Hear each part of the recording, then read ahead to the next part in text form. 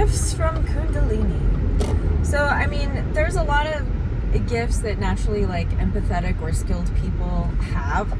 They just don't know that those are gifts, and oftentimes they're gunked up with a bunch of darkness. So, truly, like, darkness, because you don't, like, walk into a room full of a glitter bomb and not get any glitter on you. So, like, this world is basically like a glitter bomb of junk.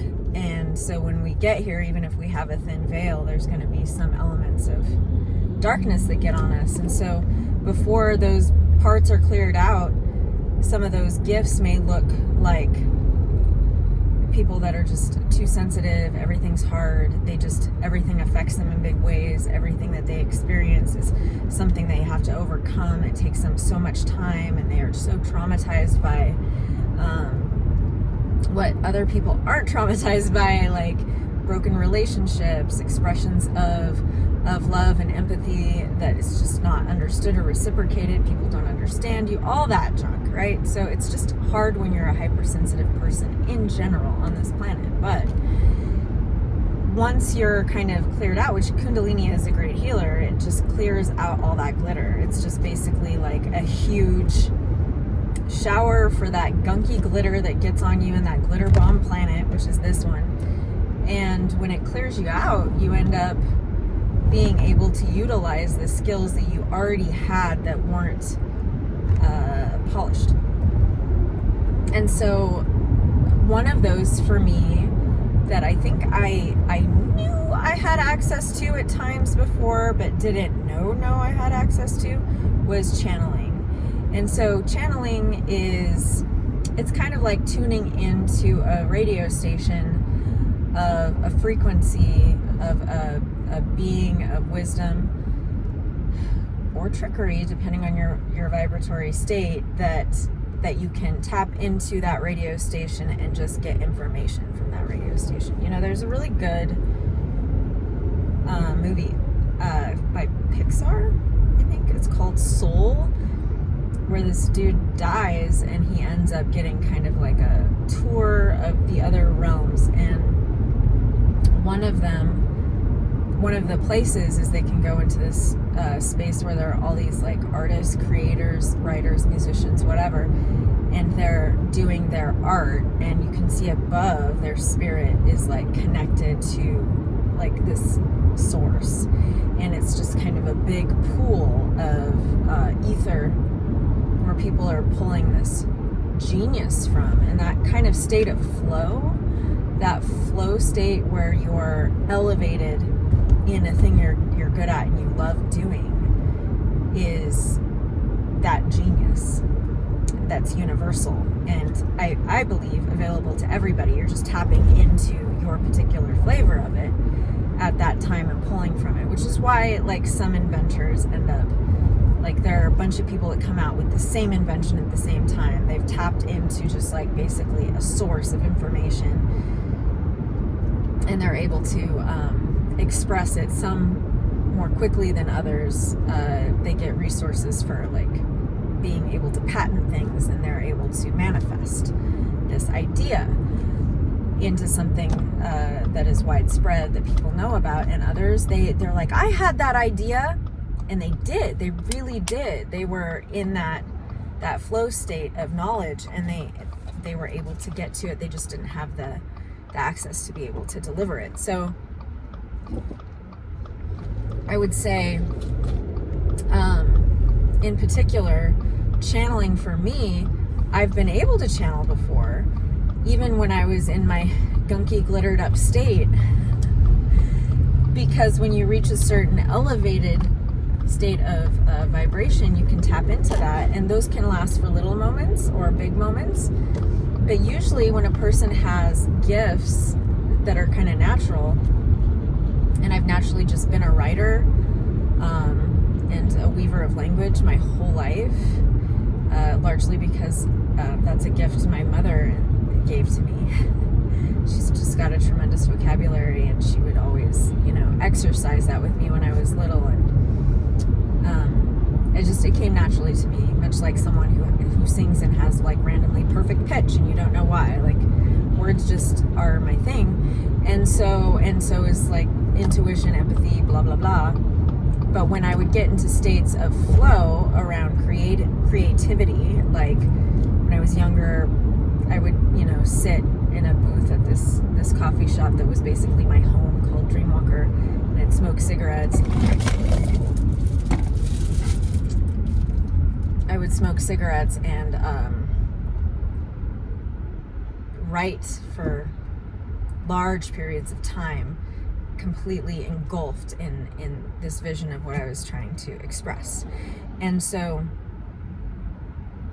they felt like magic, and the words were magic, and it was all beautiful. And it was because I was able to channel from a higher source. Perhaps that was my higher self, something. It was a universal source that allowed me access to brilliance.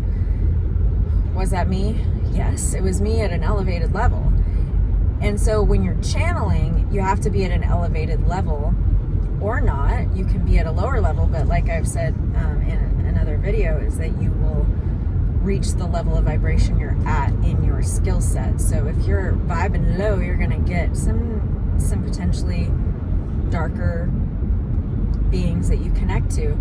But when you're at a higher elevation, you get higher level beings that are helpful and kind of totally from a state of unconditional love. And they feel different. They really feel different.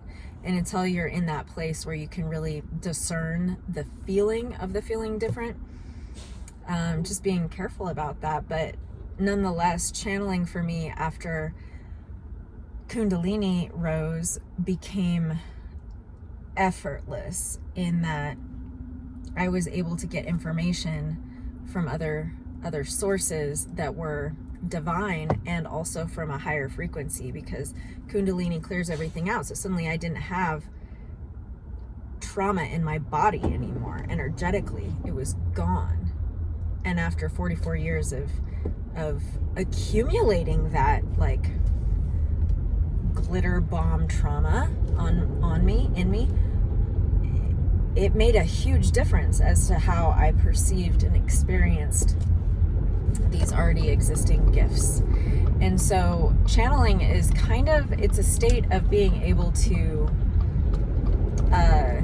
tap into something that is of a frequency and gaining kind of information. Sometimes it's just general information that I am just learning, and that's great. And sometimes it's like specific. I'm curious about a thing. I'll be like, I wonder why, and then I get like all this information about one specific thing from a specific source. And like I said, you get the frequency of what you're at.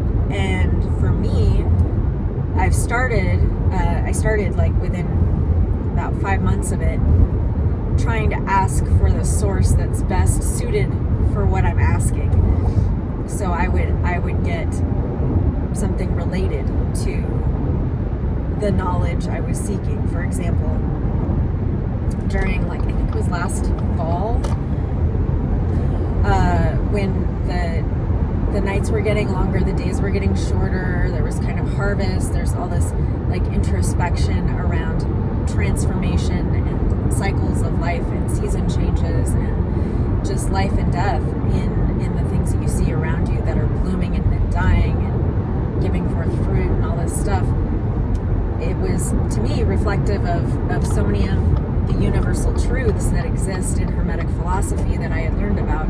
I was really digging deep into those to try to understand them more, and I was tapping into Gaia because it was it's her earth, it's her cycle. And so I was able to channel a lot of information from the source of Gaia about how that works, how that feels for her, what that experience is to have us living and communing with her in positive and negative ways, and how she perceives that and what she wants and her needs, and also her generosity and her love. And it was incredible. So sometimes tapping into that specific source for questions you have is really exciting. But of course, if you're just starting, you don't know what, where, how, you know? So when I'm working with folks in spiritual mentorship and they're just starting to tap into this stuff, I usually suggest to people, if they want to be able to connect and they don't know how, I will encourage them to see whatever, if they are able to know their kind of genetic makeup of their physical body in this incarnation right here, like even if it's not your vibe to like get a DNA test to find out how much percentage of what and where and you have, if you have lore from your family, like we're German or whatever, like you can dig into the mythologies of that particular lineage and they'll resonate with you on a cellular level as true or not true. And even people who are like literally half this and half that, they'll maybe have a complete draw to one side over the other for some reason.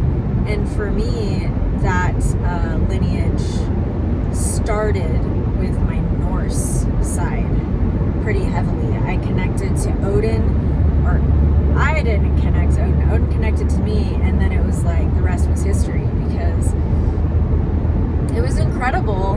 Not only do I have that heritage in general of like the Germanic Norse thing, but also his story is he lost his vision to get vision, and so he offered up his eye to get psychic skills through the gift of runes. And there's a lot of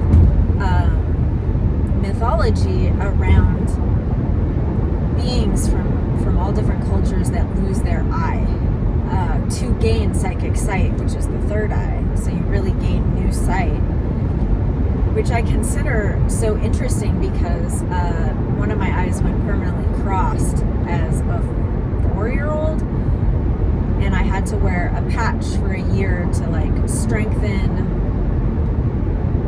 my, I don't remember, as far as like one of my eyes needed to be strengthened to undergo the surgery to get it corrected. Like it just got stuck there.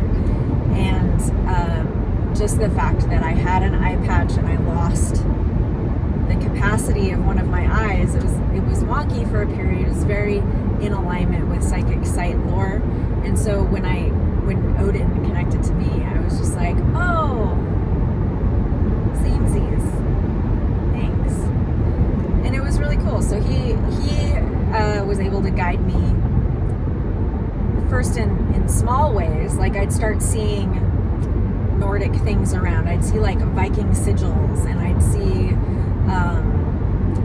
people wearing like Thor's hammer, and stuff I had not, maybe had been around this whole time, didn't notice before, but it was kind of like all these little nuggets were coming for me to dig deeper into this, right? And so I did happily acknowledge those things, those little synchronicities, and then I would kind of just dig into the mythology of it, and I would read about what